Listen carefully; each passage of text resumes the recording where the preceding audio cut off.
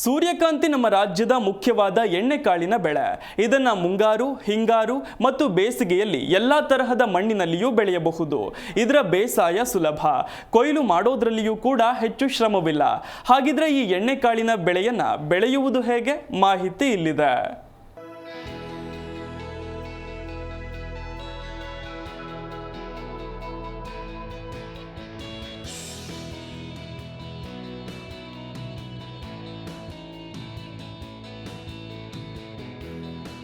ಸೂರ್ಯನತ್ತ ಮುಖ ಮಾಡುವ ಕಾರಣದಿಂದ ಎಲ್ಲರ ಗಮನ ಸೆಳೆದಿರುವ ಸೂರ್ಯಕಾಂತಿ ನಮ್ಮ ರಾಜ್ಯದ ಮುಖ್ಯವಾದ ಎಣ್ಣೆಕಾಳಿನ ಬೆಳೆ.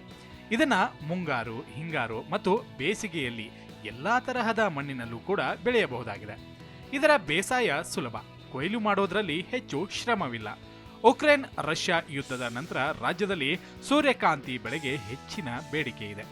ಖಾದ್ಯ ತೈಲ ಆಮದು ತಗ್ಗಿಸುವ ಉದ್ದೇಶದಿಂದ ಕೇಂದ್ರ ಸರ್ಕಾರವು ಕೂಡ ಉತ್ತೇಜನ ನೀಡ್ತಾ ಇರುವಂತಹ ಹಿನ್ನೆಲೆಯಲ್ಲಿ ರೈತರು ಸಹ ಸೂರ್ಯಕಾಂತಿ ಬೆಳೆಯಲು ಉತ್ಸಾಹ ತೋರ್ತಾ ಇದ್ದಾರೆ.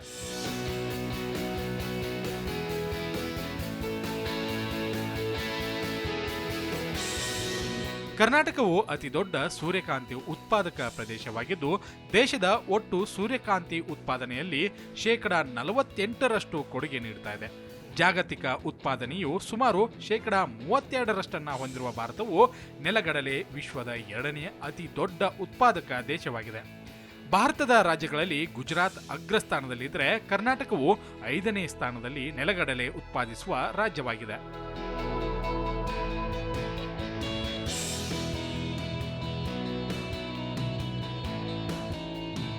ರಷ್ಯಾ ಉಕ್ರೇನ್ ನಡುವೆ ಯುದ್ಧ ನಡೆಯಿತೋ ಆಗ ಭಾರತಕ್ಕೆ ಬರ್ತಾ ಇದ್ದಂತಹ ತೈಲ ಆಮದು ಸಂಪೂರ್ಣ ನಿಂತು ಹೋಗಿದೆ.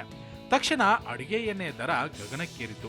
ಭವಿಷ್ಯದಲ್ಲಿ ಇಂತಹ ಸಂದರ್ಭ ಬಾರದಿರಲಿ ಎಂಬ ಕಾರಣಕ್ಕಾಗಿ ಕೇಂದ್ರ ಸರ್ಕಾರ ಸೂರ್ಯಕಾಂತಿ ಬೆಳೆಗಾರರಿಗೆ ಹಾಗೂ ಸೂರ್ಯಕಾಂತಿ ಬೀಜೋತ್ಪಾದನೆಗೆ ಹೆಚ್ಚಿನ ಉತ್ತೇಜನ ನೀಡಿದೆ. ಸೂರ್ಯಕಾಂತಿ ಬೆಳೆ ನೋಡಲು ಎಷ್ಟು ಸುಂದರವಾಗಿರುತ್ತದೆ, ಅಷ್ಟೇ ಪ್ರಯೋಜನಕಾರಿ ಕೂಡ ಹೌದು. ಇದರ ಹೂಗಳು ಮತ್ತು ಬೀಜಗಳಲ್ಲಿ ಅನೇಕ ಔಷಧೀಯ ಗುಣಗಳು ಕಂಡುಬರುತ್ತವೆ. ಇದು ಹೃದಯ ಮತ್ತು ಕ್ಯಾನ್ಸರ್ನಂತಹ ಗಂಭೀರ ಕಾಯಿಲೆಗಳನ್ನು ತಡೆಗಟ್ಟುವಲ್ಲಿ ಸಹಕಾರಿಯಾಗಿದೆ. ಅಂತಹ ಪರಿಸ್ಥಿತಿಯಲ್ಲಿ ಸೂರ್ಯಕಾಂತಿ ಕೃಷಿ ರೈತರಿಗೆ ತುಂಬಾ ಪ್ರಯೋಜನಕಾರಿಯಾಗಿದೆ. ಯಾಕೆಂದ್ರೆ ಅದರಿಂದ ತೆಗೆದ ಎಣ್ಣೆಯನ್ನ ಆಹಾರಕ್ಕಾಗಿ ಬಳಸಲಾಗ್ತಾ ಇದೆ. ಇದು ನಮ್ಮ ಆರೋಗ್ಯ ಮತ್ತು ಆದಾಯಕ್ಕೆ ತುಂಬಾ ಪ್ರಯೋಜನಕಾರಿ ಎಂದು ಸಾಬೀತುಪಡಿಸುತ್ತದೆ. ಇದರ ಪ್ರಯೋಜನಕಾರಿ ಗುಣಗಳಿಂದ ಇದರ ಬೇಸಾಯವು ರೈತರಿಗೆ ತುಂಬಾ ಪ್ರಯೋಜನಕಾರಿಯಾಗಿದೆ. ಆದ್ದರಿಂದ ಸೂರ್ಯಕಾಂತಿ ಬಿತ್ತನೆ ಮಾಡಿದ್ರೆ ರೈತರಿಗೆ ಹೆಚ್ಚಿನ ಲಾಭವಾಗುತ್ತದೆ ಎಂದು ಅವರು ಹೇಳ್ತಾರೆ. 1 ಎಕರೆಗೆ 2 ಕೆಜಿ ಬೀಜ ಬೇಕಾಗ್ತದೆ. 2 ಅಡಿ ಸಾಲು ಮಾಡಬೇಕು. ಸಾಲಿನಿಂದ ಸಾಲಿಗೆ 2 ಅಡಿ, ಗಿಡದಿಂದ ಗಿಡಕ್ಕೆ ಸಾಲಿನೊಳಗೆ 1 ಅಡಿ ಅಂತರ ನಿರ್ಮಿಸಬೇಕು.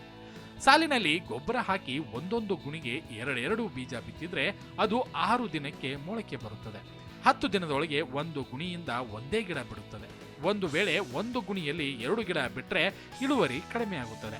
ವರ್ಷದಲ್ಲಿ 3 ಬಾರಿ ಬೆಳೆ ತೆಗೆಯಬಹುದು. ಒಂದು ಪ್ರದೇಶದಲ್ಲಿ ಪದೇ ಪದೇ ಬೆಳೆದರೆ ಆ ಪ್ರದೇಶದ ಮಣ್ಣಿನ ಫಲವತ್ತತೆ ಕಡಿಮೆಯಾಗುವ ಸಾಧ್ಯತೆಗಳಿರುತ್ತವೆ. ಫೆಬ್ರವರಿ 15ರವರೆಗೆ ಸಮಯವನ್ನ ಅದರ ಬಿತ್ತನೆಗೆ ಸೂಕ್ತವೆಂದು ಪರಿಗಣಿಸಲಾಗುತ್ತದೆ.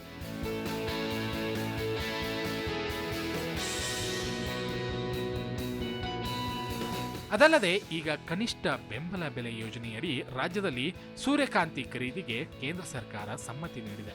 ಸೂರ್ಯಕಾಂತಿ ಬೆಳೆಯನ್ನ ಬೆಂಬಲ ಬೆಲೆ ಯೋಜನೆ ಅಡಿಯಲ್ಲಿ ಖರೀದಿಸಲು ಅನುಮೋದನೆ ನೀಡಿದ್ದು 13,210 ಮೆಟ್ರಿಕ್ ಟನ್ ಸೂರ್ಯಕಾಂತಿ ಬೆಳೆಯನ್ನ ಕೇಂದ್ರ ಸರ್ಕಾರ ಈ ಯೋಜನೆ ಅಡಿ ಖರೀದಿಸಲಿದೆ. ಜಿ ಕನ್ನಡ ನ್ಯೂಸ್ ಈಗ ನಿಮ್ಮ ಮನೆಯಲ್ಲೇ ನೋಡಿ. ಎಲ್ಲ ಕೇಬಲ್ಗಳಲ್ಲಿ ಈಗ ಲಭ್ಯ.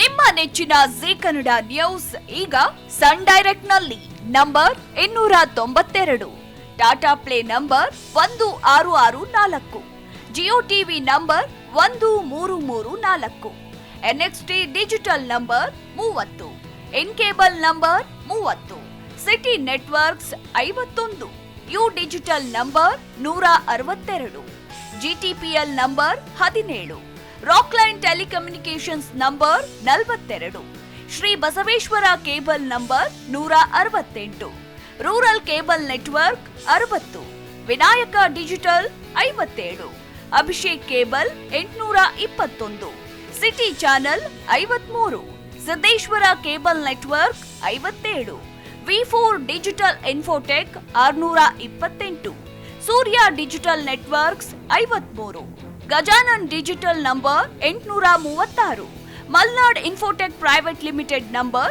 56, Metrocast number 830, Victory digital number 167ರಲ್ಲಿ ನೋಡಿ ಆನಂದಿಸಿ.